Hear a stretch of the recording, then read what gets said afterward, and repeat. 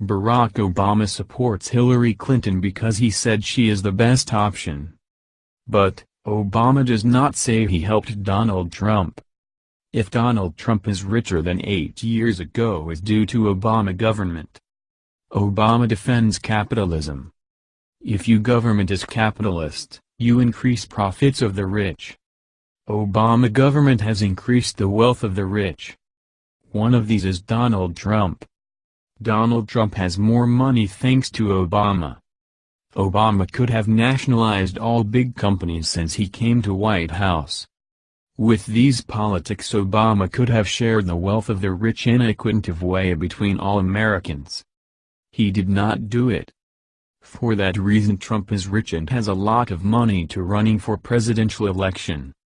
If nobody is rich, it had been difficult for Trump to run for presidential election. Obama built the road for Donald Trump nomination. Obama is your fault. The top story tonight. Earlier today, I spoke with Mr. Trump. So as I said to the audience in the talking points, I think it's just fair to give you an opportunity to reply to the president, who said this today. Roll it.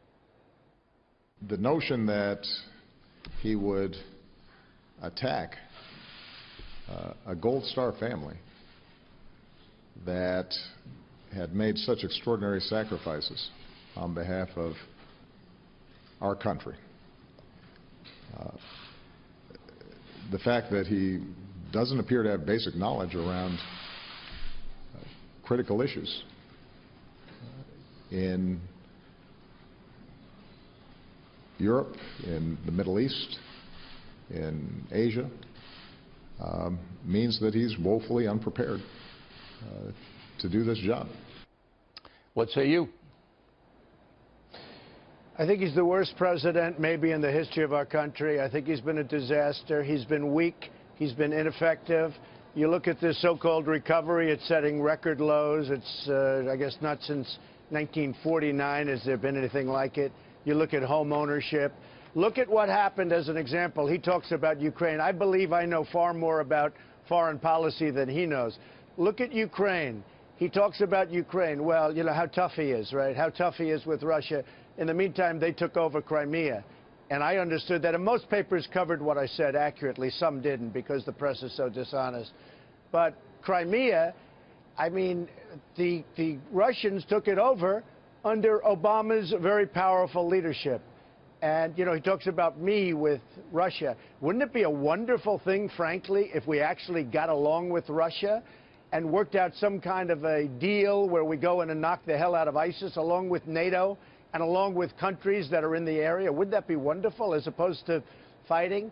But Crimea was taken over, and you know this better than anybody because you were covering it a couple of years ago. It was taken over during Obama's regime, big, tough president. So, look, I think he's one of the worst presidents, maybe the worst that we've ever had in the history of our country. I think that Hillary Clinton maybe she has the potential to be even worse. Right. She will be terrible. Look at the lie. Look at the lies. Look at the lie over the weekend that she told about the FBI director. I mean, such a lie. I was listening to it. I said, how can anybody even say that after what was said about her? Okay. So I think she has the potential to be even worse. Let me refocus you back on this Khan situation because the press is running wild with it. In hindsight, wouldn't it have been smarter for your campaign just to pretty much ignore him? Well, you know, I was watching television. I said, isn't that nice? Isn't that nice? And all of a sudden I was viciously attacked on the stage of the Democratic National Convention by Mr. Khan, and I responded to that vicious attack. And what happened is the press took it and made it a big deal, and that's fine. I speak very well, obviously. I mean, there's no greater sacrifice than you lose a son or a daughter, and, you know, in the way that this happened, and I understand that. But regardless, I was viciously attacked. So I think I have the right. Am I supposed to not have the right to at least say something back? But then when you brought in the mother. I don't even like talking about it because, honestly, Bill, you just brought it up again, and it's already sort of falling into the background. This was a press event The press played it The day press, in, day out. CNN, absolutely. which It is was the same a thing when totally dishonest. Let me Look, just tell you. listen, CNN, which is a totally dishonest group. We'll get to CNN just in a kept moment. playing it all. All right. I can identify it. They did the same thing to me last week because I gave historical facts about how the White House saw was that, built. and it didn't stop. So look, It and they'll didn't never stop. But look, here's what your supporters want to know. And some people are undecided who you need to persuade over to your camp.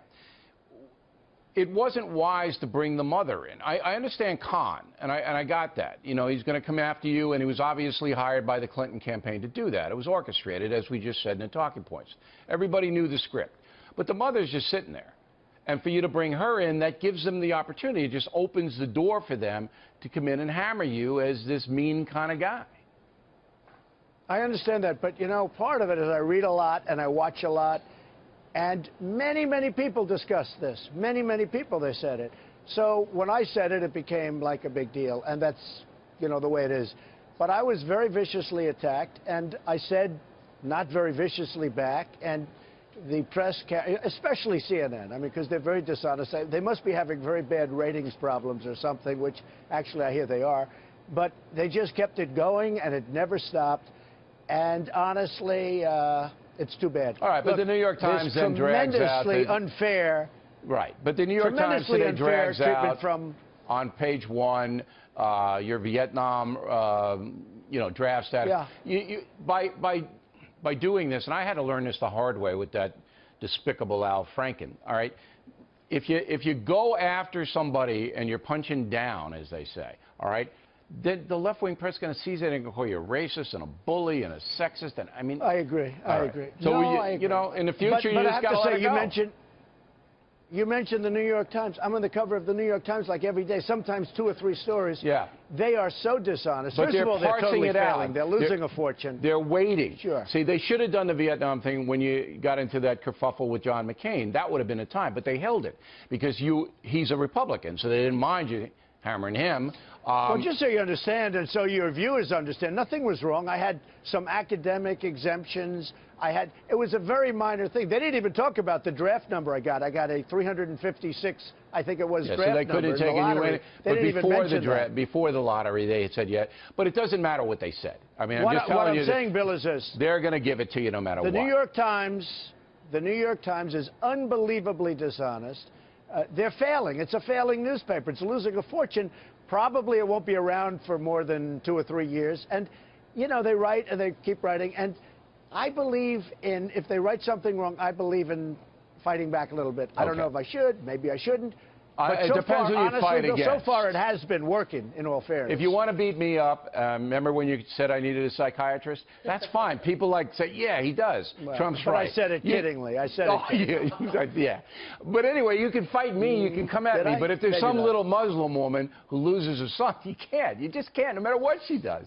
She could set you on fire, and you could say, thank you, I hated those trousers. I know. You know, you just got to let it go. I didn't fight her. Let's hold you over. We'll talk a little politics. But please remember, I was viciously attacked, and all I did was respond to it, and it ends up being a 4-day story. By John Wagner from The Washington Post.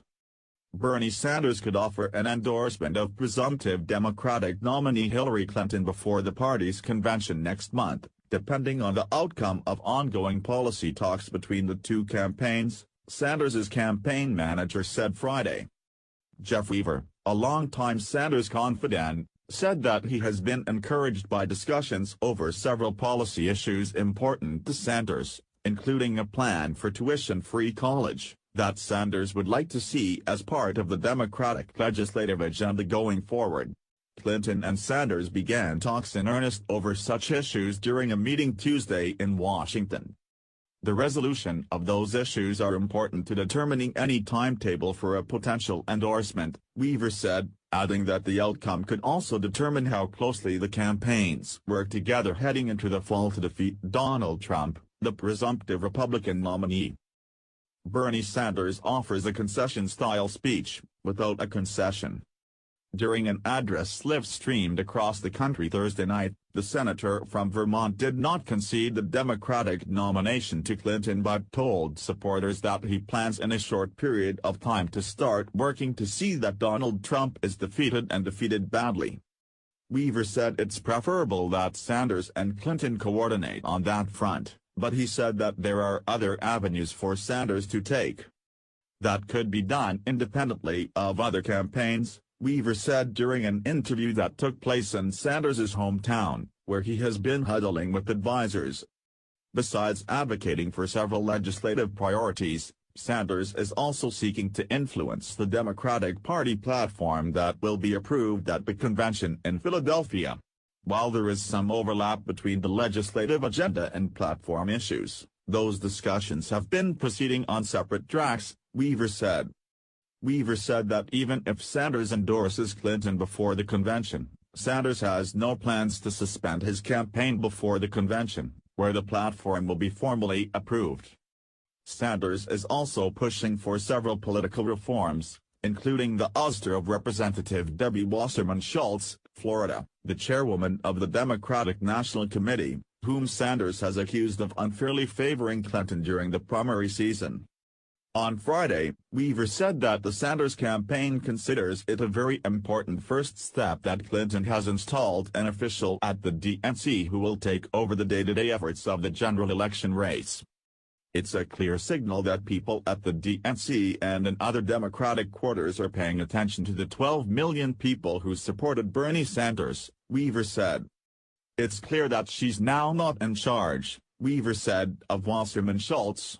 I anticipate at some point a permanent replacement will be picked. It certainly should happen as quickly as possible. Maybe she'll take it upon herself to leave, Weaver added. Separately Friday, the Sanders campaign announced that nearly 6,700 people had signed up on a website to express interest in running for office in the future. During his live-streamed address Thursday, Sanders encouraged like-minded followers to run for state and local offices to continue the political revolution that he began with his presidential campaign.